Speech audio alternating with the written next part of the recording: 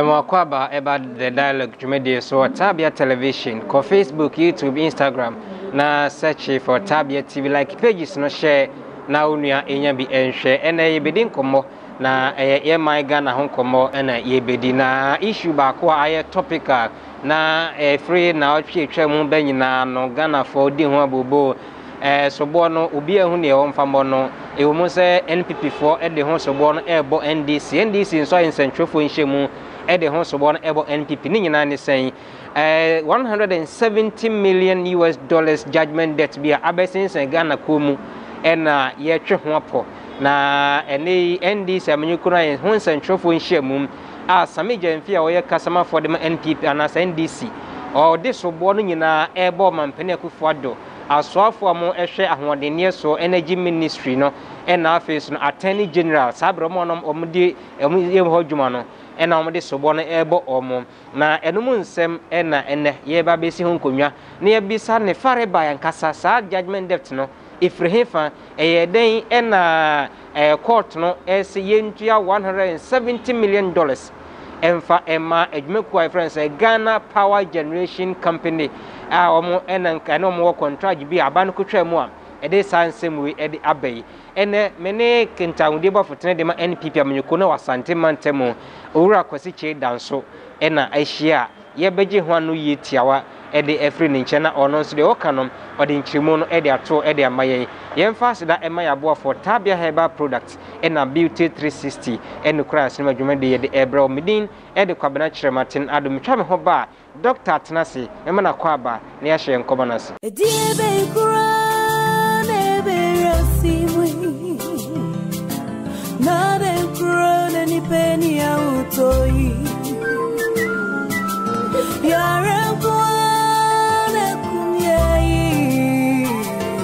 And now, my dear listeners, before I sign out, I would like to introduce to you Tabia Herbal Mixture, a great and effective herbal medicine for malaria, loss of appetite, and general body pains. Tabia, a fact I can personally attest to.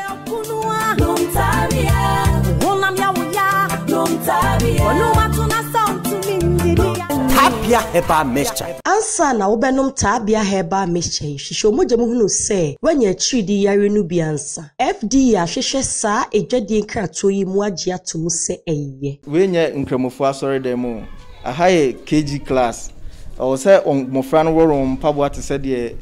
yenuanom nkramofo efri nyame. Ene se otete kete so. Nti kete na otete so no se mpabo an hye won saa na ombe kete no su finti ebemo ye mo ro mpaboa no ababa betina kete no eso na wodi esua de we future leaders o ye future leaders no se ne kan na ban ne ye na afam de na nso so no ye sahia emwa pa bia wote a wosua de ekoyima baby amiti siade enkoyi metra eya ble yenye baby in Facebook suntontle afesi yetitin yana aboso yenya hwa ye de enema petoto so ye besko ne ye dwente ye beba betina so nti obi ehwe na obi hwe ade na pese o ka kire abanfo a mo hwe yen sabre Eslo mo no maye nkunya yeni nkunya ne entina so ne ntimi ayo ade na wote fom na wosua de books wen Tumbusini tsaye basku yeni mama musini skambato nkunya ma yesi basku nkunya biani ana de wanse betena famsa de bom ya bom pa ta mo chise munye ske biada ato nkunya ni biada bla ma yesi ade akuyani basku awonije Maninji say at Nafum.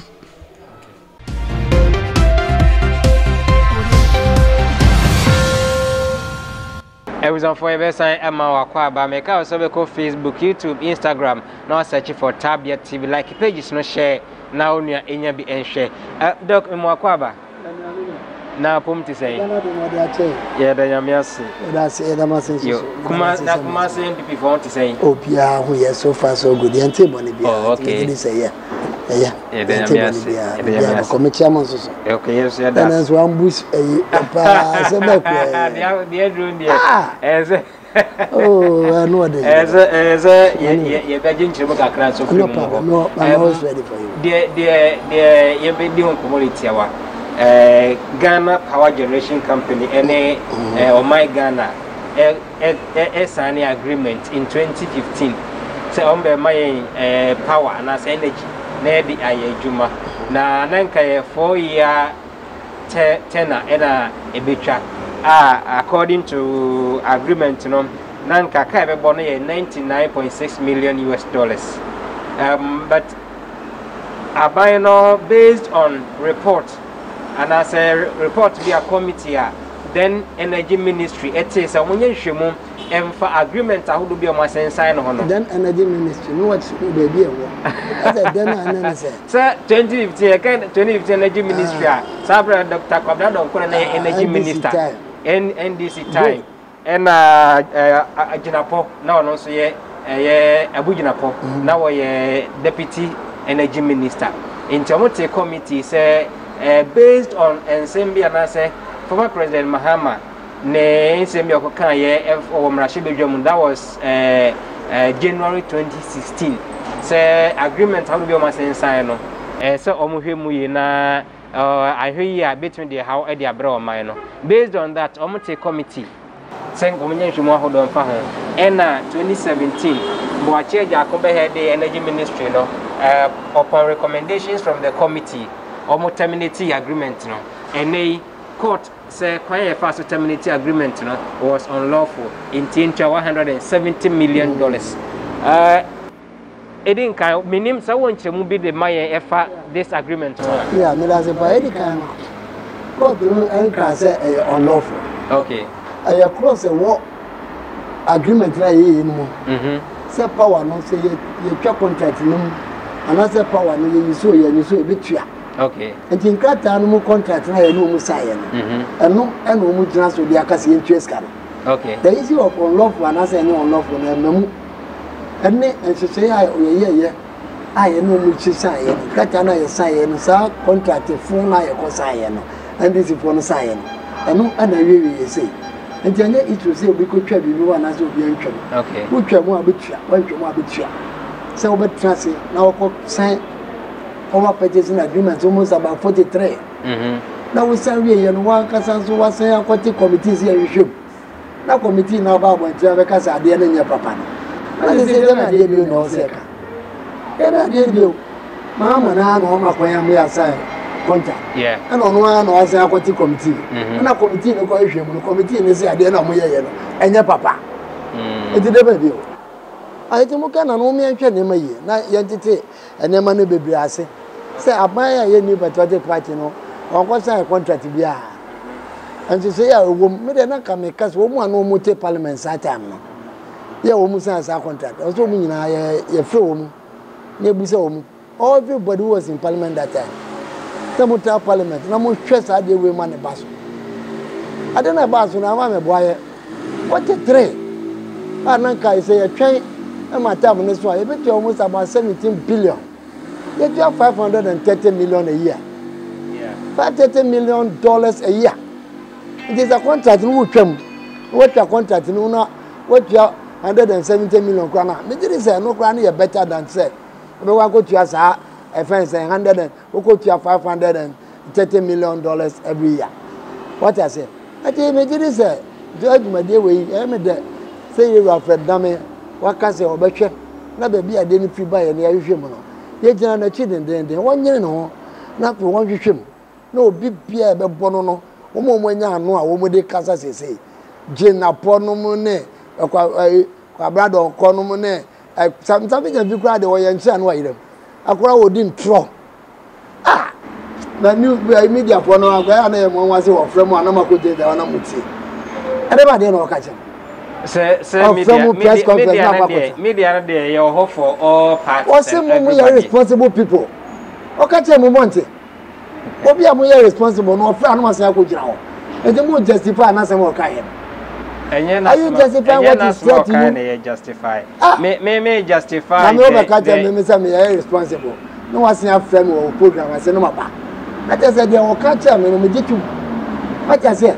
e ko to aba abaya e ko to ya kan media house will be no amount for any pa me ne cameraman yi be no won ko bi police station upon police station ye collaborative bibia wie ne de batu dwa o be ya press conference say mo ne electoral commission for na mo hwie mu dia ma MPP and then if I call yourself they came to apologize. Oh, and then I say between you ensure the issue.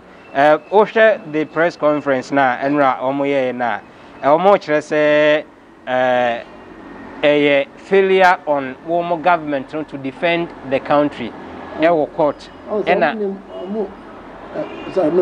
Ena ama this judgment debt no aba beto ye ko say yintua omonim de omuka owa bibia na ya na meka say adwene ku na nyansan omo problem and insane so we more defend this say tama asem yi ba ye omo sa no muka ye say aba na akwa ko defend na ya de ma asem no ko court ma omo di asem yeah omo di ate you know it and then na mo kan to mo asem omo kan nya no kre Masela amosa be busa question. Omu di asem no ana ye betwa. Court asem no mu di moving pick hotel. Omu fair witnesses. Omu beka omu asem be kan asem ani ade. Ama ni nyina no omu ka that time no ana covid omu ni ade ade. Omu ka asem ni nyina I think say 26th no. Asana 26th January no judgment neighbor. Okay. That is ye di asem no. Okay. Asem na ni anko defend ye be pass judgment. Asem ban eni ko fo we kasa na mutia e do tem bia na ye kwa no ye hu de mo pese ye ka che mo what I say because asem no madi ono so be ka che say part MPP aba na ko defend e ti dem na wo so mo ye dem na almost ka MPP for twa kuma na ko ma kwa ku jija nipa na asem aba court arbitration akwa court obi antimi ntu kwan ko nkoka o ma ye virtual case trial o ma ye moving pick hotel almost set a platform like I said I will take what for no here kasa so yakọ for witnesses abekasa almost the assembly sa acquisition almost postpone for 6 months asana January 26 there about the judgment table it in the basis of the case obi anko defend and say the basis plan and say what I say these are the type of people we are talking about every time when you come mo say my enfan na be system but no pray and what I say, and I will try. I said, we are one can say, can one seven. Apart from so, Omuko, it says up power purchasing agreements, no, almost about 43 of them. Yeah. One can say, setting after Dr. Committee, no, committee, no, committee, no, I think that 2016, September 2016 or thereabout, or September 2016. I said, a committee in review. The committee no to any review move because I don't know why you know papa the cabebro mine. And the cabebro mine now. No was here to one by a press conference. Because MPP for now. You can't blame the baker when the butcher bakes the bread. In the doc at the trial no is it because Yentimian put up a strong defense? There is no defense. Because in the document I signed, you know, it says so we abrogate contract na obetua e ya dey work contract no e wo ho eni wo obetua in charge na contract na running if contract na running we tua almost about $530 million this have a friend say 170 million then na open so contract ni na running together for all that years now Ghana be book almost about 17 billion US dollars what me tua and you know and the money be ho mo me atwa ni ye na fe yan kan ye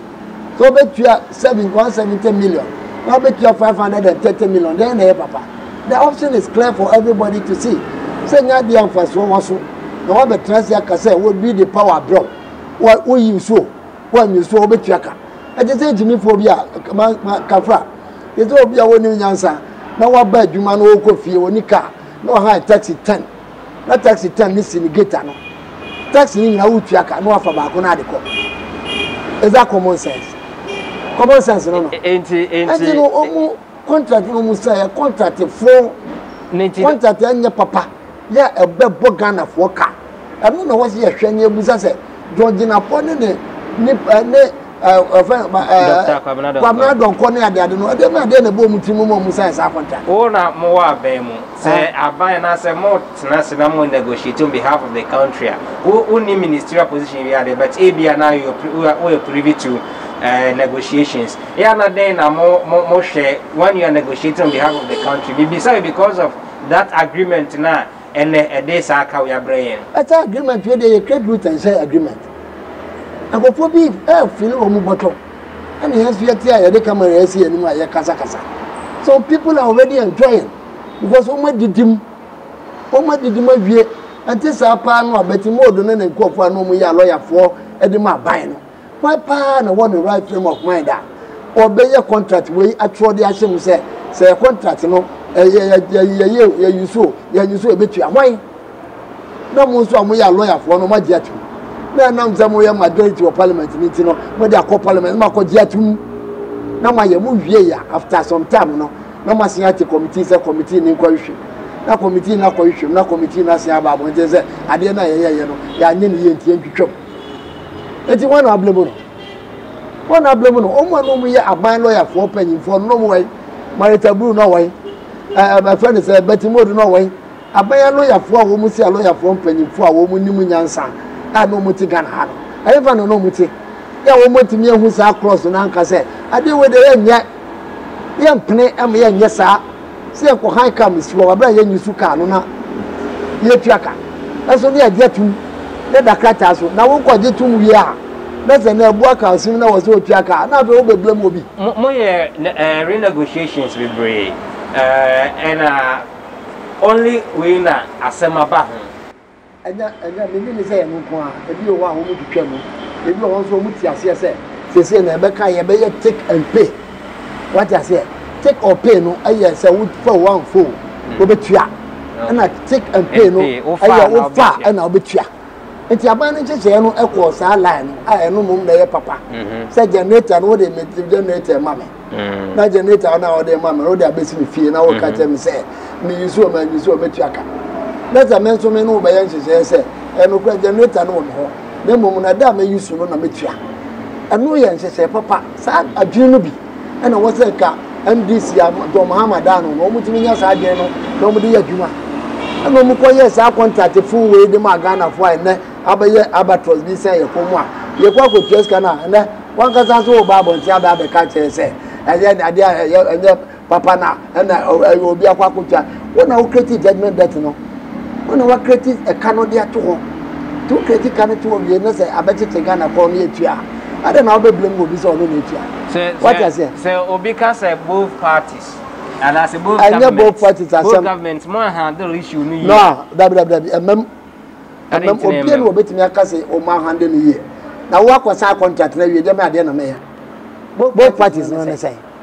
both parties no say previous government entitled to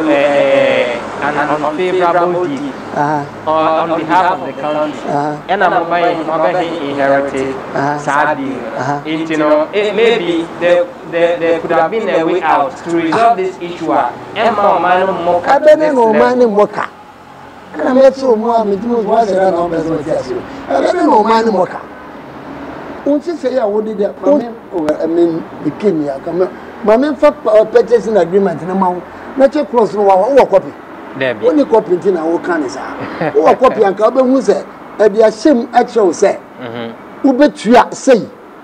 ayade e shem dada enti no de ma arrangement bi na akoye ayade ma arrangement so wo ka say wo ntua sa ska we ya what it means no say wo betua more than that wo si won fa fide ni nsi o ono de Australia no akotena e fa ne say osu wo ahwe bisa wona ne gas ne nam ho osu me so abam no age what you best $530 million every year now we be trying to try size way now we try to what you 170 million no na e mu dey na pay and doctor say here say attend here na make us so open investigations into it investigations into wo mu yes sankrata no adwena ba wo mu tirim mo de ye awudi sema ba wo mu tirim no o se ahwehwem na ba bia bibia afa ye no yetimi hu ayi fa na de no ko che ye we na ko ye se ne hu wo mo won se atwe wo maso ne atwe wo maso next time no mo nya opportunity to serve the country wɔn fa Ghana sika ne nkɔ grow atopre wɔn fa Ghana sika ne agro wɔn mu ade a $170 million betumi ayɛ na sɛ president abie factory wɔ northern region 32 million sɛ 170 million betumi abie mienu anaa mmiɛnsa koraa yɛ tu sika na gu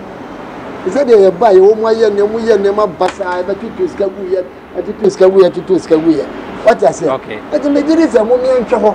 miɛntwɛ wɔn mu wɔn na kɔfa ba yɛ wɔn ɛdeɛ ba adeɛ na ɛba wɔn ti no mu wɔn sa de ne ba yɛ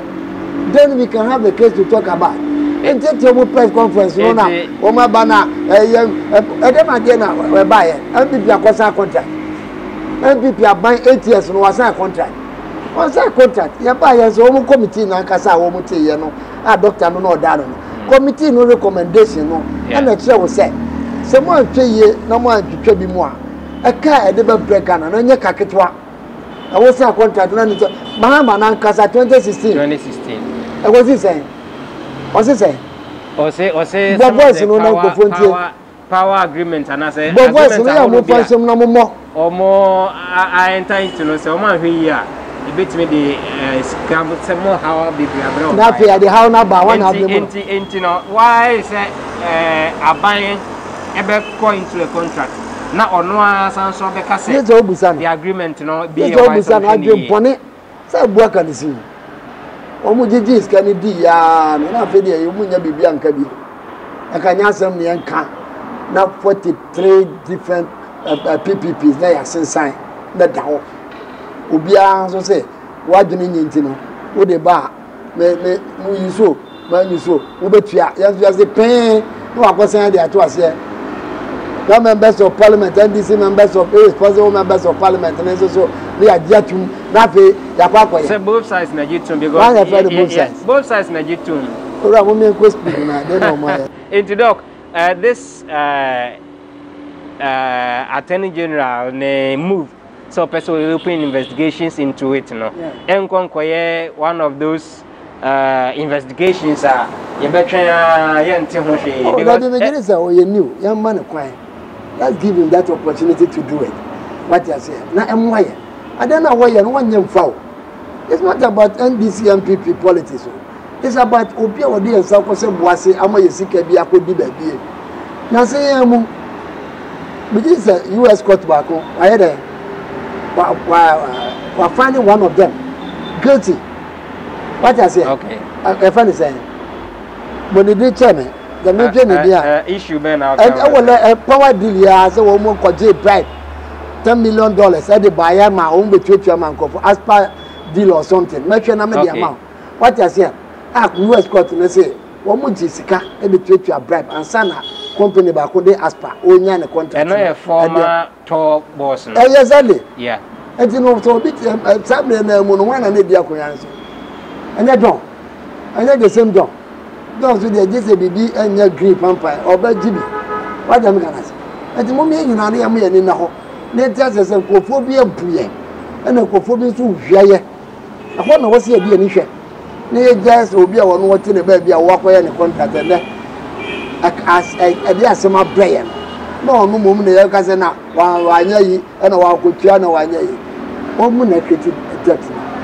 what I say o mu na create that problem we are o mu na it is o bed bi ana se asotwe bi ana bibia it is say o se ko and this for so direct na ba bi ade no ko fa ya etimi ko wie say ya be sign contract that contract na do ha be pay ya twetwem na obi a wo fa mu bia no and on a Ghana for in the next few months it's me law assembly legal issues no anya dia ayo na wukodi assembly otima sesa anya na wukodi assembly no obetimi ase process na ase na fe on dia court le mompa yese court no be ye the case no ntem na fe results na ye pen ye saka enti we sure say betimi ya results ya twede ye be kwakosi menya lawyer ni and I won't pretend to be one okay and I'm a lawyer ni kwa menya judge the Yama court no and decide only good case I want present good case okay now for the judge no judges no so can answer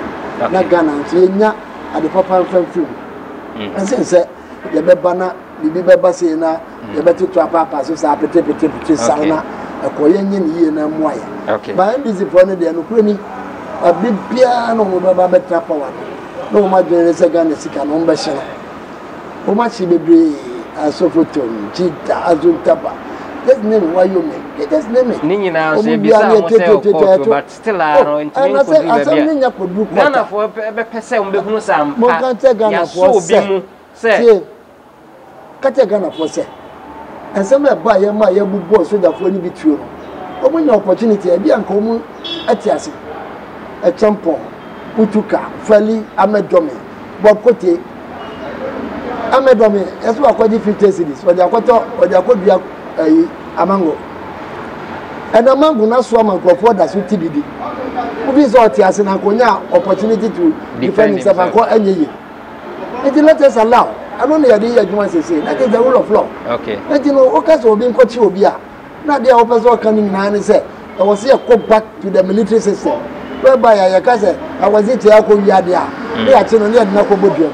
let us give everybody the opportunity to defend himself okay court na court ni be di bosume afi enfie mienu na court ni kasa ohun so a koda okay court no twa so a they are twa so okay nipa ni be bro ohun sama ko du court a ebi o wa take be say 2 years and then ohun shem okay ebi o wa take 3 years ohun shem enti ni yema court no nya dwuma dan say be press abani say say do ohun kokko abani do ohun ko as we speak about 22 cases plus in our court what I say ebi no mo wa edi friend edi ana capital bank for so what get to say scan yedi anu bwa na so ye betuatua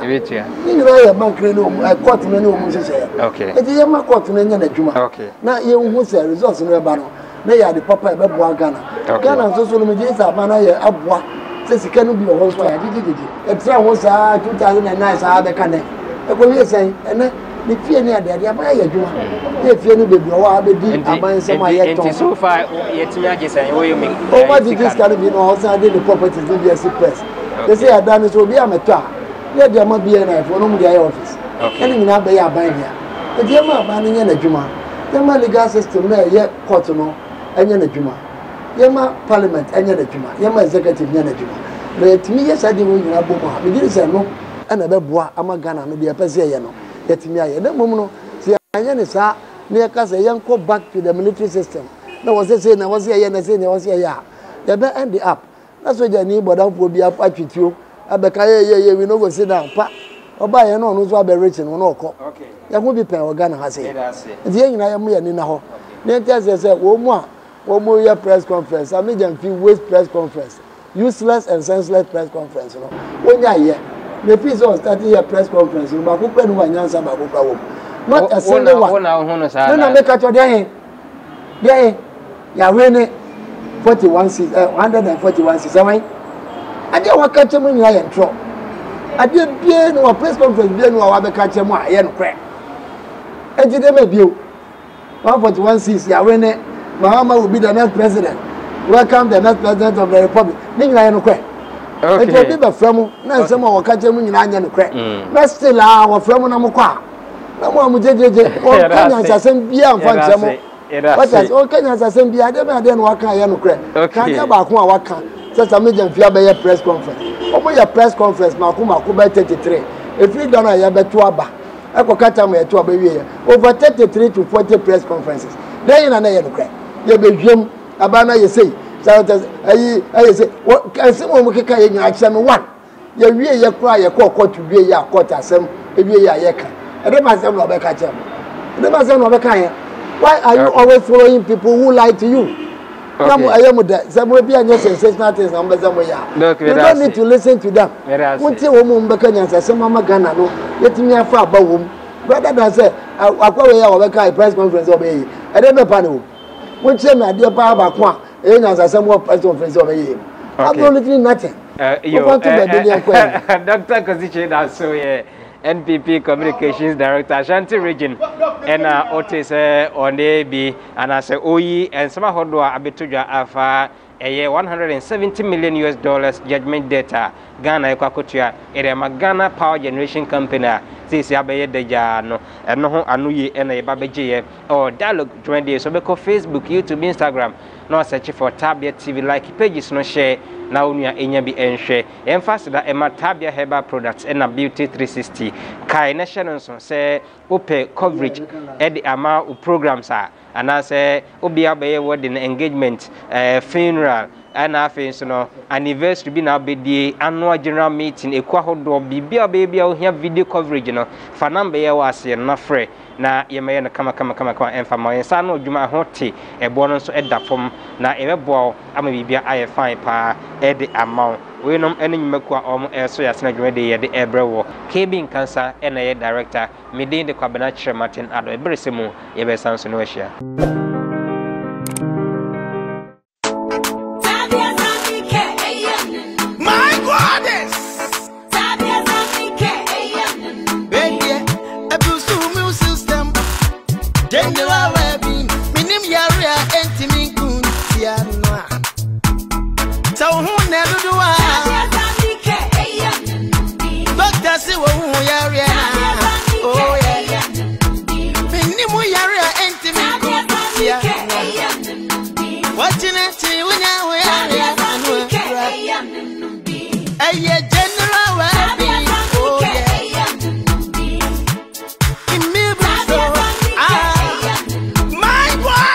Tabia Zanike